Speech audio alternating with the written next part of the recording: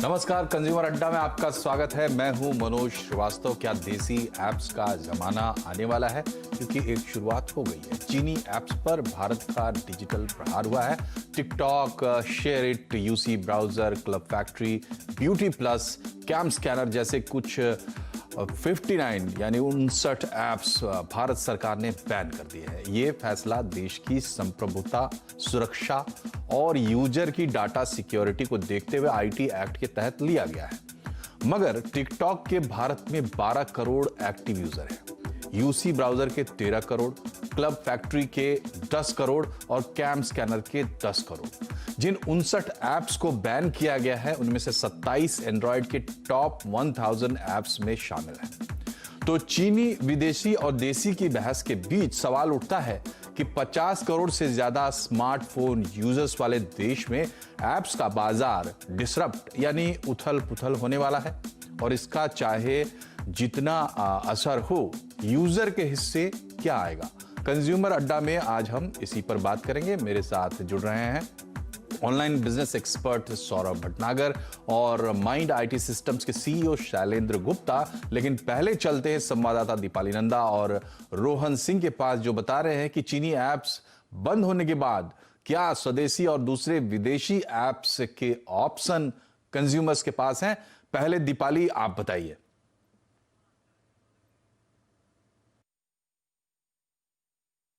देखिए, जिन Chinese mobile application को भारत में बैन किया गया है उनकी फहरिस्त तो लंबी है, लेकिन मैं आपको बताने जा रही हूँ टॉप 3 चाइनीज मोबाइल एप्लीकेशन जिसका वास्ता रोजाना हमारे साथ पड़ता रहा है। सबसे पहले नंबर पर है टिकटॉक। बॉलीवुड स्टार हो, क्रिकेटर हो या फिर देश के युवा, सब ने जमकर टिकटॉक पर अपनी वीडियोस अपलोड की, लेकिन अब इसे बैन कर दिया गया है। सवाल ये उठता है कि अब टिकटॉक का क्या विकल्प हमारे पास है। तो जो सबसे पहला विकल्प है वो है पूरी तरह से स्वदेशी मोबाइल एप्लीकेशन जिसका नाम है चिंगारी। 2019 में बैंगलोर बेस्ड 2 युवाओं ने चिंगारी को लॉन्च किया था और ये जानकारी दी जा रही है कि अब तक 25 लाख से ज्यादा मोबाइल यूजर्स ने चिंगारी को डाउनलोड भी कर लिया है और वीडियोस लगातार उसमें अपलोड किए जा रहे हैं। इसके बाद अगर बात करूं ई कॉमर्स या फिर मोबाइल शॉपिंग की, जो कि देश में ये ट्रेंड काफी तेजी से पॉपुलर हो रहा है मोबाइल शॉपिंग का, और 2 चाइनीज ऐप है जिसका इस्तेमाल किया जा रहा था। उनका नाम है क्लब फैक्ट्री और शीन। दोनों में ही लग्जरी और अफोर्डेबल हर तरह के आप अपने वार्डरोब के लिए चीजें इसमें खरीद सकते थे, लेकिन अब चूंकि इस पर बैन लग चुका है। विकल्प की बात करें तो मिंत्रा, टाटा क्लिक और फ्लिपकार्ट, ये 3 ई कॉमर्स वेबसाइट है जो कि चाइनीज मोबाइल एप्लीकेशन का अच्छा विकल्प साबित हो सकती हैं। ये तो बात हुई टॉप 3 मोबाइल चाइनीज एप्लीकेशन की। अब मैं आपको लेकर चलती हूँ रोहन के पास, जो बताएंगे और कौन सी चाइनीज मोबाइल एप्लीकेशन है जिन पर बैन लगाया जा चुका है, जिससे रोजाना का वास्ता हमारा पड़ता था। रोहन। शुक्रिया दीपाली, आपने कुछ बहुत ही पॉपुलर शॉपिंग और एंटरटेनमेंट ऐप्स के बारे में बताया, लेकिन बहुत सारी यूटिलिटी ऐप्स हैं जो हमारे फोन में है जिसका ऑल्टरनेटिव हमें खोजने की जरूरत पड़ेगी। इसमें सबसे ऊपर नाम आता है शेयर का। एक फाइल शेयरिंग ऐप्स है जो कि 2 फोन्स के बीच में बड़ी फाइल्स को भी अगर ट्रांसफर करना हो तो बहुत काम आता था। इसका ऑल्टरनेटिव अगर आप खोज रहे हैं और स्वदेशी ऑल्टरनेटिव खोज रहे हैं तो जियो स्विच ट्राई कर सकते हैं। बहुत ही कन्वीनियंट ऐप है ये, सिक्योर ऐप है ये, एड फ्री है पूरी तरह से, और सबसे बड़ी बात स्वदेशी है। इसको आप जरूर ट्राई कर सकते हैं। गूगल प्ले स्टोर पे अगर आप जाएं तो इसकी रेटिंग बहुत ही अच्छी है। इसके अलावा गूगल फाइल्स गो है जो कि बड़ी फाइल्स को भी ट्रांसफर करने में काफी मदद करता है, और अधिकतर एंड्रॉइड फोन में ये इनबिल्ट ये ऐप आता है, तो ये भी एक अच्छा विकल्प हो सकता है। इसके अलावा बहुत सारे देसी फाइल शेयरिंग ऐप्स आ रहे हैं, जैसे शेयर ऑल है, इनको भी आप ट्राई कर सकते हैं। दूसरी तरफ अगर हम बात करें, एक और बहुत ही पॉपुलर ऐप था वो था यूसी ब्राउजर। इसका अगर आप ऑल्टरनेटिव खोज रहे हैं तो बहुत सारे, हालांकि ब्राउजर्स कई सारे हैं, गूगल क्रोम है, इसके अलावा अगर आप मोजिला फायरफॉक्स है, माइक्रोसॉफ्ट एज है, लेकिन अगर आप स्वदेशी ऑल्टरनेटिव खोज रहे हैं तो जियो ब्राउजर ट्राई कर सकते हैं। जियो ब्राउजर लोकल लैंग्वेजेस को भी सपोर्ट कर रहा है, डार्क थीम में भी आ रहा है, और उसकी जो अगर फाइल साइज है बहुत ही 6.7 MB की है, बहुत ही इजिली और बहुत ही सिक्योर ये एक ऐप है, इसको आप देख सकते हैं। अगर एक और ऐप जो बहुत ज़्यादा पॉपुलर था जिसका ऑल्टरनेटिव खोजने की हमें ज़रूरत है वो है कैम स्कैनर, जो कि हम डॉक्यूमेंट स्कैन करने के लिए यूज़ करते हैं। अगर आप ऑल्टरनेटिव खोज रहे हैं तो डॉक स्कैनर एक ऑल्टरनेटिव इसका हो सकता है। इसके अलावा एडोब स्कैनर भी एक बहुत अच्छा ऑल्टरनेटिव है। माइक्रोसॉफ्ट ऑफिस लेंस को भी आप ट्राई कर सकते हैं। ये कुछ ऐसे विकल्प हैं जो कि आप स्कैनिंग के लिए इसका आप इस्तेमाल कर सकते हैं। शुक्रिया दीपाली और रोहन। तो दीपाली और रोहन ने आपको कुछ अच्छे विकल्प बताए अगर ये ऐप्स बंद हो रहे हैं और आप इनमें दिलचस्पी रखते हैं तो। और अब हम अपने मेहमानों के पास चलते हैं। हमारे साथ है online business expert Saurabh Bhatnagar और माइंड आईटी सिस्टम के सीईओ शैलेंद्र गुप्ता। सबसे पहले शैलेंद्र जी, आपसे एक बुनियादी सवाल हम लेना चाहेंगे कि ये ऐप बैन का क्या मतलब है? ये किस तरीके से रुकेगा? एक यूजर के लिहाज से मैं आपसे ये सवाल पूछ रहा हूं कि इसका क्या मतलब है? क्या यूजर के मोबाइल में ये ऐप काम करना बंद कर देगा? मनोज जी, आपने बहुत ही सही प्रश्न पूछा है कि जो लोग इसको ऑलरेडी यूज़ कर रहे हैं वो उनके ऊपर इसका क्या इम्पैक्ट रहेगा। तो देखिए, अब ये 3 तरीके से इस चीज़ को रोका जाएगा। पहला तो ये कि गवर्नमेंट ऑफ इंडिया जो है वो एंड्रॉयड के जो प्ले स्टोर है और जो एप्पल का जो प्ले स्टोर है उस पर वो नए डाउनलोड्स आपको अभी डाउनलोड करने के लिए नहीं मिलेंगे, उनको हटा दिया जाएगा। तो जो भी इंडिया में लोग रहते हैं, जब आप उसको जा करके सर्च करेंगे तो आपको ये ऐप मिलेंगे ही नहीं। ये तो नए लोगों के लिए हो गया जी। अब इसके बाद बात आती है कि जो लोग ऑलरेडी इसको यूज़ कर रहे हैं और उसमें किस तरीके से गवर्नमेंट ऑफ इंडिया इस चीज़ को रोक सकती है या लोगों के ऊपर इसका क्या प्रभाव पड़ेगा। तो अपार्ट फ्रॉम डाउनलोडिंग, उसके अलावा जो भी जब आप इस एप्लीकेशन को खोलते हैं, किसी भी एप्लीकेशन को, तो वो किसी न किसी सर्वर के साथ इंटरेक्ट करती है, जो कि या तो चाइना में होगा या इंडिया में होगा। तो भारत सरकार जो है वो एयरटेल को, वोडाफोन को, जो भी इस तरीके के आपके पास इंटरनेट सुविधा प्रोवाइड कराने वाले प्रोवाइडर्स हैं, उनको कह देगी कि ये सारे यूआरएल्स बैन कर दिए जाएं, तो आपके एप्लीकेशंस जो हैं वो चलनी बंद हो जाएंगी। कुछ एप्लीकेशंस जो आपके पास हैं जिसमें ऑफलाइन फीचर्स हैं और वो उन बेसिक चीज़ों के साथ चल सकती है, जैसे कि मान लीजिए कैम्प स्कैनर में सिंपल PDF अपलोड है, वो आपका अभी भी चलेगा। लेकिन धीरे धीरे करके आपके पास, क्योंकि नई सुविधाएं और नई तरीके के ऐप्स नहीं रहेंगे, तो इसलिए बेहतर यह है कि आप अब समय आ गया है कि आप इनको अनइंस्टॉल कर दें और आप अब भारतीय ऑल्टरनेटिव्स की तरफ जाएं। बहुत सारे ऑल्टरनेटिव आपको ऑलरेडी बताए गए हैं इस प्रोग्राम की शुरुआत में ही, तो हमें अब उस तरफ ही जाना चाहिए, क्योंकि जैसे जैसे आगे जाएंगे जो आपके पास पड़े रह जाएंगे एप्लीकेशंस यहाँ पे, उनको कोई भी न्यू फीचर, सिक्योरिटी अपडेट्स अब मुहैया नहीं होंगे। तो हम सबके हित में अब यही है कि जैसे गवर्नमेंट ऑफ इंडिया चाह रही है उसी तरीके से अब हम भी इस चीज़ को बदल लें और नई देसी ऐप्स की तरफ चलें। जी, तो जो सरकार ने कदम उठाया है वो ये है कि सरकार ने एंड्रॉयड और iOS दोनों के जो प्ले स्टोर्स हैं, जो ऐप स्टोर्स हैं, और उनसे कहा है कि नए डाउनलोड्स नहीं होंगे। ये बात बिल्कुल साफ है। ISPs को, यानी जो सर्विस प्रोवाइडर्स हैं, टेलीकॉम कंपनियां हैं, उनको भी कह दिया गया है, जो गुप्ता साहब बता रहे थे कि ISPs उनको ब्लॉक करें ऐप्स के जो सर्वर है या जो उसका प्रोटोकॉल है उसका। लेकिन इस बहस में पड़े बिना कि यूजर की क्या लीगल रिस्पॉन्सिबिलिटी बनती है, जाहिर तौर पर जो माहौल है उसमें बिल्कुल सरकार के साथ सबको खड़ा होना चाहिए और इस ऐप को, जो ये 59 ऐप हैं, इनको अपने मोबाइल से बाहर करना चाहिए। अब चलते हैं हम सौरभ भटनागर साहब के पास, ऑनलाइन बिजनेस एक्सपर्ट हैं। बड़ा सवाल जो आज हमने अपना टॉपिक भी रखा है, सौरभ जी, क्या देसी ऐप्स का जमाना आ रहा है? एक कदम उठाया गया है। ये कदम अपने आप में भले बहुत बड़ा ना हो ऐप मार्केट के साइज को देखते हुए, लेकिन आप इसको किस तरीके का एक इंडिकेशन मानते हैं? क्या मार्केट में, ऐप मार्केट में बड़ा डिसरप्शन आएगा और यूजर के लिहाज से उसमें क्या है? देखिए, मैं आपको बोलूंगा कि ये बहुत बड़ा कदम है, बिकॉज जो ये स्टेप लिया गया है, अगर आप इनका यूजर बेस देखोगे तो ये यूजर बेस इन सारी एप्लीकेशंस का मिला के कम से कम 50 करोड़ से ज्यादा का होगा।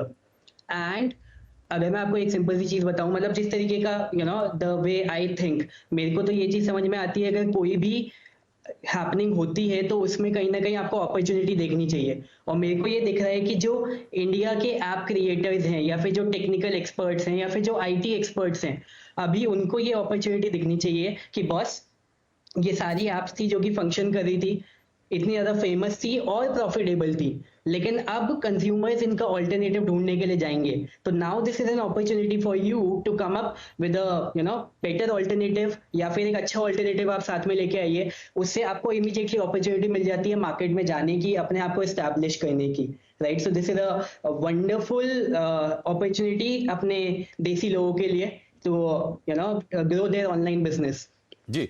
लेकिन शैलेंद्र साहब ये बताइए कि अभी जो हमारा ऐप मार्केट है प्रेजेंटली, जैसे हम भी विकल्प सुझा रहे हैं, लेकिन हम जिसका 12 करोड़ एक्टिव यूजर्स हैं टिकटॉक के, उसके विकल्प में हम चिंगारी बता रहे हैं जिसके अभी तक 25 लाख डाउनलोड्स हुए हैं। मेरा सवाल यह है कि जो यूजर है वो उसको रेडी एप्स क्या अभी अवेलेबल होंगे ऑल्टरनेट में, या आप कहें कि जो ये स्पेस खाली होगा उसके मोबाइल में, उसके लिए क्या हमारे मार्केट में देसी एप्स या विदेशी भी कहें हम, भारत को छोड़ के, चीन को छोड़ के दूसरे देशों से, क्या अभी इतने विकल्प मौजूद हैं? अगर नहीं है तो कितना वक्त लगेगा? आपको क्या तैयारी दिखती है? देखिए, ये जो स्पेस है इसमें एक बहुत बड़ा गैप तो इमीडिएटली बनेगा ही, इसमें कोई शक नहीं रह गया अब, क्योंकि जैसे आपने कहा टिकटॉक ऑलमोस्ट 12 करोड़ लोग जो हैं वो टिकटॉक को यूज़ कर रहे थे। अगर आप पिछले 3-4 दिन में देखेंगे तो जब आप एंड्रॉयड के अंदर में टॉप फ्री एप्लीकेशंस देखते हैं जो सबसे ज़्यादा डाउनलोड हो रही हैं, उसमें चिंगारी है, रोपोसो है, और पहले थोड़ा कंट्रोवर्सी में आया था मित्रों, वो भी है। ये जो हैं ये टॉप 10 के अंदर ऑलरेडी आ गए हैं और बहुत तेज़ी से बढ़ रहे हैं। लेकिन अब इसमें चैलेंज ये हो रहा है कि इतनी फास्ट यूज़र एक्विजिशन हो रहा है, या यूज़र इतनी जल्दी टिकटॉक का विकल्प ढूंढ रहे हैं कि इन एप्लीकेशंस में अभी स्लोनेस वगैरह की कुछ दिक्कतें जो हैं वो आ रही हैं। इनके जो अपने पब्लिसिस्ट हैं, जो इनके CTOs हैं, उन्होंने भी इंटरनेट पे इस तरीके की इन्फॉर्मेशन दी है कि बहुत जल्दी वो इस चीज़ को दूर करेंगे, क्योंकि एकदम से लोड बहुत ज़्यादा बढ़ गया है। देखिए, ये जो गैप बना है, ये गैप सिर्फ और सिर्फ कंज्यूमर्स के पॉइंट ऑफ व्यू से ही नहीं है, ये बहुत बड़ा एक गैप जितनी मार्केट में एड स्पेंडिंग है, या फिर जितनी भी किसी का भी डिजिटल बजट है किसी कंपनी का, उसके लिए भी एक बहुत बड़ी चीज़ है। क्योंकि अब जितना भी युवा वर्ग है वो सारा इसी तरीके की एप्लीकेशंस पे रहता है ज़्यादातर, और बड़े बड़े डिजिटल कैंपेन्स और स्पेंडिंग्स और करोड़ों की जो सोशल मीडिया स्पेंडिंग्स होती हैं और जो इन्फ्लुएंसर मार्केटिंग होती है वो इन्हीं एप्लीकेशंस के अंदर होती है। तो अब जितने इन्फ्लुएंसर जैसे टिकटॉक में थे, आज की डेट में अब उनको इनमें से किसी एक ऐप के ऊपर जा करके दोबारा से अपने लिए बहुत सारे फॉलोअर बनाने पड़ेंगे। लेकिन इसमें बहुत ही जल्दी, कुछ हफ्तों के अंदर ही आपको कई बड़े नए प्लेयर्स भी दिखेंगे, क्योंकि ये एक बहुत ही ल्यूक्रेटिव मार्केट है, इसमें बहुत पैसा लगा हुआ है और बहुत मार्केटिंग कंपनीज़ का इसके ऊपर फोकस रहता है, और इस वजह से ये बहुत ही हैपनिंग फील्ड होने वाला है। ना सिर्फ न्यू इन्फ्लुएंसर्स के लिए, ना सिर्फ कंज्यूमर्स के लिए न्यू प्लेग्राउंड क्रिएट होने वाले हैं जहाँ पे हमें बेहतर ऑप्शंस मिल सकती हैं, देसी ऑप्शंस मिल सकती हैं, बल्कि जो विदेशी एप्लीकेशंस हैं जैसे इंस्टाग्राम है, उसके ऊपर भी बहुत ज़्यादा ये इस तरीके का लोड जाएगा, क्योंकि आप देखेंगे कि तो डिमांड खत्म नहीं हुई है लेकिन सप्लाई रुक गई है जी। तो जब ऐसी सिचुएशन है तो फिलहाल कुछ खालीपन है, लेकिन ये खालीपन जो है ये वैक्यूम रहता नहीं है, ये आप देखेंगे आने वाले 1-2 हफ्ते के अंदर। तो आपने बहुत ही दिलचस्प बात बताई शैलेंद्र गुप्ता साहब, आपने ये कहा कि ये सिर्फ यूजर के पॉइंट ऑफ व्यू से नहीं है, आप इसको ऐप मार्केट के हिसाब से अगर देखेंगे तो एक तो ऐप जो लोग चलाते हैं, जो कंपनियां ऐप बनाती हैं उनके लिए, ऐप चलाती हैं उनके लिए, और दूसरी जो सबसे बड़ी बात है कि इसमें जो एड फ्लो होता है, यहां से जो रेवेन्यू स्ट्रीम्स हैं वो इतने अट्रैक्टिव हैं कि इसमें बहुत जल्दी बहुत बड़े बड़े काम देखने को मिलेंगे। फिलहाल हमें यहाँ एक छोटे से ब्रेक के लिए रुकना होगा, लेकिन जब हम ब्रेक से वापस आएंगे तो ये समझने की कोशिश करेंगे कि ये बैन क्यों लगाया गया है, और जो कारण बताए गए हैं इस बैन के पीछे, वो कारण क्या बाद में भी हमें परेशान कर सकते हैं। एक छोटे से ब्रेक के बाद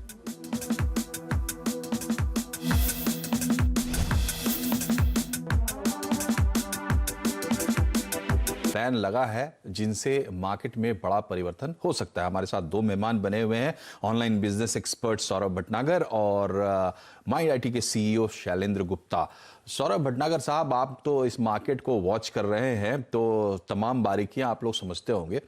ये बताइए कि जो हवाला दिया गया है डेटा सिक्योरिटी का, और हो सकता है कि इस वक्त प्रावधान या कानून के हिसाब से यही एक रास्ता हो इनको रोकने का, और सरकार का मकसद कुछ और हो, हम उसमें नहीं जाते हैं।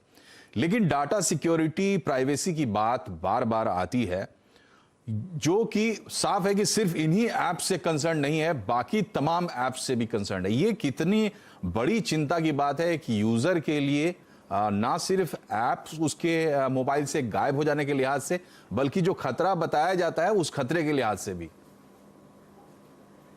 देखिए, अगर मैं डेटा सिक्योरिटी की बात करूं तो अगर हम बोलते हैं ना प्राइवेसी नाम की कोई चीज है, तो I would say that privacy is a myth, क्योंकि आपका जितना भी डेटा ऑनलाइन आप दे चुके हैं वो सारी की सारी कंपनीज के पास है, राइट। एंड प्रॉब्लम ये थी कि हमें चाइना से जो भी चीजें हुई हमारे बॉर्डर पे, तो ऑब्वियसली हमें एक स्टैंड लेना था। अगेन जैसा आपने बोला कि हम उस पॉलिटिकल बात पे नहीं जाएंगे, लेकिन एक स्टैंड लेना बहुत जरूरी था। बिकॉज होता क्या है ना कि हम लोग आपस में बोल सकते हैं कि यार चाइनीज प्रोडक्ट बैन करते हैं, लेकिन अल्टीमेटली अगर ऊपर लेवल से वो चीज दिखती है तो जो जनता है उसमें भी एक अलग से कॉन्फिडेंस आता है। So that is from their point of view. बाकी हाँ, डेटा इट्स नेवर प्राइवेट। आप जितना भी डेटा ऑनलाइन देंगे वो सबके पास जाएगा, एंड उसको आपके खिलाफ भी यूज किया जा सकता है। अगर आपने देखा होगा, क्योंकि मैं मार्केटर हूँ, तो जब मैं मार्केटिंग करता हूँ, फेसबुक एड्स चलाता हूँ या फिर टिकटॉक पे एड्स चलाता हूँ या किसी भी प्लेटफॉर्म पे एड्स चलाता हूँ, तो जितना डेटा आप इन ऑनलाइन प्लेटफॉर्म्स को देते हो, फॉर एग्जांपल अगर आपने ये दिया कि मैं यहाँ पे घूमने गया, या फिर अगर आपने ये बताया कि मेरे को ये चीज खानी पसंद है, उन सारी चीजों के बेसिस पे हम आपको एड्स दिखा सकते हैं और दिखाते भी हैं ऑन अ डेली बेसिस। ठीक है शैलेंद्र गुप्ता साहब, जो ये कह रहे हैं सौरभ की प्राइवेसी इज अ मिथ अभी आज के समय में। दूसरी बात जो ये कह रहे हैं कि आपका डेटा अगर मेरे पास आ गया तो उसका मिसयूज कॉमनली जो लोग जानते हैं वो ये हो सकता है कि आपको एड्स वैसे दिखाए जाएंगे, या आपके साथ कोई साइबर फ्रॉड जैसी चीज अगर कोई करना चाहता है तो उसको आसानी होती है अगर आपका डेटा उसके पास हो। क्या डेटा सिक्योरिटी थ्रेट बस यहीं तक सीमित है, या इसका कोई और स्कोप आप देखते हैं आम आदमी के लाइफ में? देखिए, डेटा सिक्योरिटी को लेकर के बहुत अलग अलग तरीके के इम्पैक्ट हो सकते हैं। तो पहला तो जैसे सौरभ ने बताया कि मार्केटिंग के लोगों के लिए हाइपर मार्केटिंग करनी है। आप शाम को 4 बजे कौन सी मॉल में जाते हैं और उसी मॉल के दुकान के अगर आपको ऐड दिखाए जाएं तो संभावना बहुत है कि आप खरीद लेंगे। तो ये तो हो गया इन्फ्लुएंस करना बाय ऐड, एक ये तरीका है।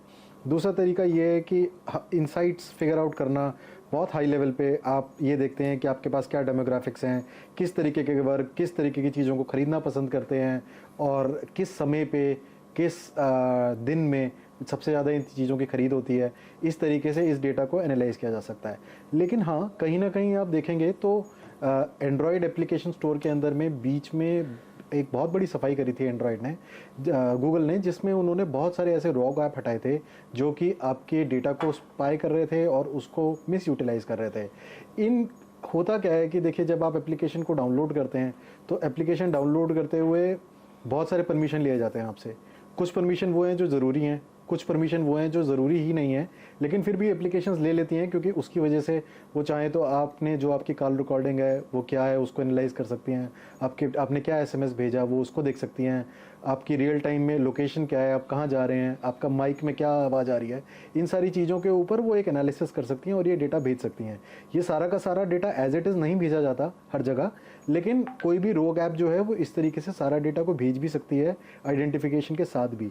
एक बहुत बड़ा इसका उदाहरण जो है वो यही टिकटॉक ही ले लीजिए, जो सरकार को देखिए एक नेशनलिस्ट एंगल है और एक जो पॉलिटिकल एंगल है वो तो अलग हैं, बट उसके अलावा कहीं ना कहीं डेटा सिक्योरिटी के एंगल जो हैं वो कुछ इनमें सच्चाई भी है। क्योंकि आप देखेंगे कि टिकटॉक को नवंबर 2019 में कैलिफोर्निया फेडरल कोर्ट के अंदर में पेश होना पड़ा था, जिसमें सिक्योरिटी कंसर्न्स थे उनके ऊपर, जिसमें कैलिफोर्निया के फेडरल कोर्ट ने उनसे सवाल। ठीक है सौरभ साहब, शैलेंद्र साहब, ये 4 दिन पहले ही ये पॉइंट क्लियर है जो आप बताना चाहते हैं, वो बात बिल्कुल साफ है कि इसमें थ्रेट्स तो हैं, और लेकिन अभी जो कदम हमने उठाया है उसके कई दूसरे मायने भी हैं। लेकिन हमारा एक बड़ा बाजार है शैलेंद्र गुप्ता साहब, और हम 50 करोड़ से ज्यादा स्मार्टफोन्स रखते हैं देश में, तो ये बड़ा मार्केट है। और जो इसका एक इनवर्ड्स फ्लो हुआ है पिछले कुछ सालों में, उसका फायदा भी हम लोग उठा रहे हैं, और अब लगभग हर काम हम ऐप्स के जरिए कर रहे हैं। तो जो इस तरीके से डिसरप्शंस आए हैं, 59 ऐप्स कुछ भी नहीं है, आप पूरा बाजार अगर आप देखते हैं तो आगे इसको लेकर यूजर के ऑप्शंस बढ़ेंगे ही, ये क्या तय है, या आपको लगता है कि ये डिसरप्शन नेगेटिव भी हो सकता है, इसके खतरे हैं? जैसा कि लोग कह रहे हैं कि अगर आप इस तरीके से मार्केट को कभी बीच में डिस्टर्ब करेंगे, एक बार की बात नहीं, अगर बार बार ऐसा होता है तो जो इन्वेस्टर्स हैं, जो प्लेयर्स हैं, उनको भी सोचना पड़ेगा। बिल्कुल ठीक बात कही है आपने मनोज जी। तो कहीं ना कहीं जो गवर्नमेंट ऑफ इंडिया मैसेज देना चाह रही है, वो मैसेज तो वो क्लैरिटी के साथ दे ही रही है, क्योंकि जो पिछले 2 महीने में जो एफडीआई इन्वेस्टमेंट है चाइना के थ्रू जो आ रही है, उसमें भी अब कौन सी इंडियन कंपनी में आप क्या इन्वेस्ट कर रहे हैं वो बताना ज़रूरी हो गया है सरकार को। और जो ये ऐप्स हैं, देखिए आपको ये समझना पड़ेगा कि अगर हम कोई भी इस तरीके की रिटेलिएटरी का हम कदम उठाते हैं, तो हम जो फिजिकल गुड्स हैं उसके अंदर में हम एक लेवल से ज़्यादा आप कदम बहुत आसानी से स्वेच्छा से नहीं उठा सकते, क्योंकि वो WTO के थ्रू गवर्नड होते हैं। लेकिन जो IT एप्लीकेशन और ये जो IT एसेट्स हैं, ये जो हैं ये ग्रे एरिया हैं, तो यहाँ पे आप इस तरीके के कदम उठा सकते हैं। और इससे हर जने को यही अपॉर्चुनिटी समझनी चाहिए, इंडिया के जनों को, कि यहाँ पे सबके लिए एक बहुत बड़ा एक अवसर खुल गया है। देखिए ये चीज़ें ऐसी नहीं है जो सिर्फ एक बार ही होंगी, ये चीज़ें कॉन्टिन्यूसली होंगी। और कहीं ना कहीं ऐसे समय में जो भी जना इस अवसर को तैयार करने, इस अवसर के ऊपर पहले से पूरी तैयारी से बैठा होगा, उसको बहुत अधिक फायदा होगा। तो हम सबके हित में आई थिंक कहीं ना कहीं यही है कि हम इसके ऊपर और ज़्यादा ध्यान दें। एप्लीकेशन डेवलपमेंट, हमारी अपनी इंडस्ट्री जो है ऐप डेवलपमेंट की, उसमें प्रोडक्ट डेवलपमेंट के लोगों को इंडिया के प्रोडक्ट डेवलप्स और करने चाहिए। ठीक है, आपने कहा कि एक जो ग्रे एरिया है उसका सहारा लेकर हमने ये कदम उठाया, क्योंकि देश को इसकी जरूरत थी, सरकार ने ये साफ भी किया है। अब सौरभ भटनागर साहब, आपसे मैं ये जानना चाहूंगा कि बिल्कुल प्रैक्टिकल बात हमारे दर्शकों के लिए और स्मार्टफोन यूजर्स के लिए, क्या आप कुछ बड़े ऐप्स, बड़े प्लेयर्स आते हुए देख रहे हैं बिल्कुल नजदीक में? अगर हाँ तो वो कौन है, क्या कर रहे हैं? देखिए, बड़े ऐप्स ऑलरेडी मार्केट में हैं, ठीक है। मैं आपको ये चीज बताऊंगा कि क्योंकि जिसलिए मैं यहाँ पे आया हूँ ऑनलाइन बिजनेस एक्सपर्ट, कि इस समय आपको फोकस किस चीज पे करना है। फोकस आपको इस चीज पे करना है कि आप इस अपॉर्चुनिटी को अपने लिए कैसे यूज कर सके, क्योंकि इट्स कंज्यूमर अड्डा। तो कंज्यूमर अड्डा में अगर आप इस समय अपने चीजों को सीखें, ऐप्स को चलाना सीखें और अपने स्किल लेवल पे काम करना सीखें, ठीक है। उससे इमीडिएट ये सवाल एक बार मैं शैलेंद्र गुप्ता जी से भी पूछना चाहता हूँ, क्या आपको कोई बड़ा प्लेयर आता हुआ दिख रहा है जो राइडिंग ऑन ये जो बैन है उस पर अपना देसी विदेशी कोई भी बड़ा प्लेयर? बिल्कुल, देखिए इसमें बहुत सारे इंडिया के ही प्लेयर्स हैं बड़े बड़े, जो ऑलरेडी भी थे और अब उनके लिए अपॉर्चुनिटी और भी बड़ी हो गई है। इसमें जियो की प्लानिंग्स हैं। इसमें अगर आप देखेंगे तो Z5 जो है वो एक अपना हाइपर शॉट्स करके एक एप्लीकेशन ला रहा था अगस्त के अंदर। ये उनकी सोच से भी पहले हो गया, तो अब उनको और ज़्यादा फास्ट करना पड़ेगा। तो देसी बहुत सारे बड़े प्लेयर भी हैं, और इसके अलावा फेसबुक, इंस्टाग्राम, जो ये बड़े बड़े इंटरनेशनल प्लेयर्स हैं, उनके मौके तो बढ़ ही जाएंगे। इस बात को ऐसे ही नहीं जाने देंगे। जी जी जी, आप दोनों का बहुत बहुत शुक्रिया, सौरभ भटनागर और शैलेंद्र गुप्ता, हमसे जुड़ने के लिए, कंज्यूमर अड्डा को अपना वक्त देने के लिए। तो ये कहानी गुजर चुकी है। 59 ऐप अगर आपके पास है, आप इस्तेमाल करते हैं, तो कृपया उसको अपने मोबाइल से बाहर करें। फिलहाल की स्थिति यही है और इंतजार करें, कुछ देसी बड़े प्लेयर्स जरूर आएंगे। बहुत बहुत शुक्रिया, नमस्कार।